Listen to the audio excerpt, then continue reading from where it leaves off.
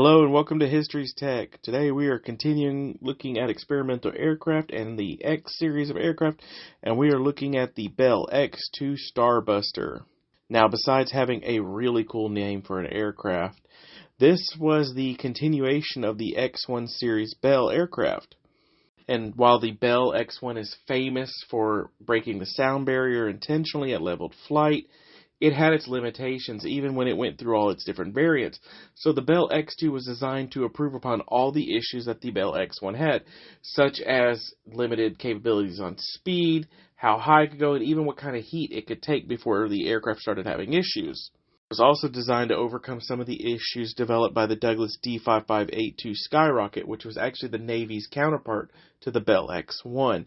And while it could do many of the things that the Bell X-1 did, it actually had issues with heating problems known as thermal thicket.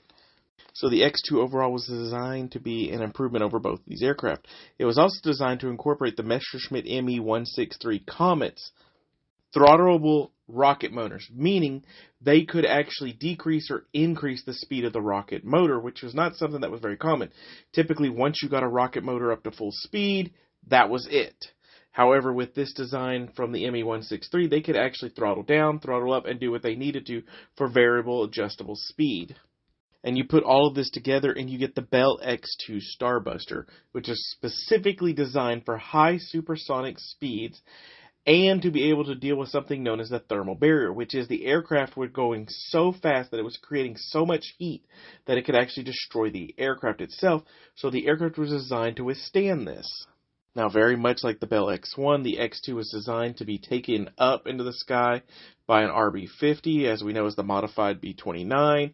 It would then be dropped from there and would be launched at flight level from that position.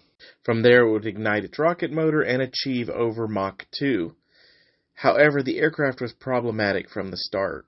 During the testing of the second prototype, while they were doing a glide test, not even testing the engine, its liquid oxygen system ignited and destroyed the aircraft in flight, killing not only its pilot, but also destroying the B-50 that was carrying it. The first prototype, after several successful glide tests, actually did manage to get up to Mach 2.87 in July of 1956, setting a world record for speed. However, this didn't actually last very long, as production-built aircraft such as the Lockheed YF-104 were actually breaking Mach 2 without being purpose-built aircraft like the Bell X-1 and X-2. Because of this, Bell had to start pushing the envelope of what these aircraft were capable, as these were purpose-built research aircraft, and if they were being exceeded by, typical fighter aircraft, then there was no purpose for them to be built. After some initial testing to try to determine what was necessarily needed to exceed Mach 3, or 3 times the speed of sound, Captains Ivan Kinchlow and Milborn Apt were actually tasked with basically pushing the aircraft, and they actually managed to exceed a ceiling height of over 100,000 feet, making the first time that anybody had ever done this. Then 20 days later, Apt, on the morning of September 27th, was launched, flew his aircraft to 65,500 feet, and reached the speed of Mach 3.2, becoming the first man to reach Mach 3, achieving a speed of 2,094 miles per hour. Unfortunately, Apt attempted to bank turn while still above Mach 3, causing the aircraft to begin tumbling violently towards the Earth. Now, this is very similar to what happened to Chuck Yeager in the Bell X-1A 3 years earlier. However, Apt couldn't get the aircraft out of this tumble. Something called rudder lock occurred due to the inertia of the high speed. It basically locked the rudder in place, and he just couldn't get it.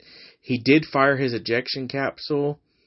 However, this was designed for him to just escape the aircraft, and then he was supposed to leave the ejection capsule with the parachute on his back. However, he didn't do that, and he was killed on impact. And the aircraft actually continued to glide down and stall before landing on the ground and breaking up into multiple pieces. And this essentially ended the Bell X-2 program. And this would pretty much end Bell's development of supersonic aircraft. They would work on missiles and variable wing geometry aircraft and VTOL aircraft, but they really wouldn't get into the supersonic game again. But there you have it, a quick look at the rather short and tragic history of the Bell X-2. Both airframes are gone from history. There is none for you to see. They were destroyed in the process.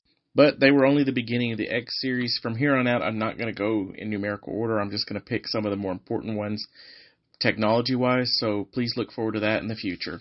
So thank you for joining me, and I look forward to talking to you on the next time.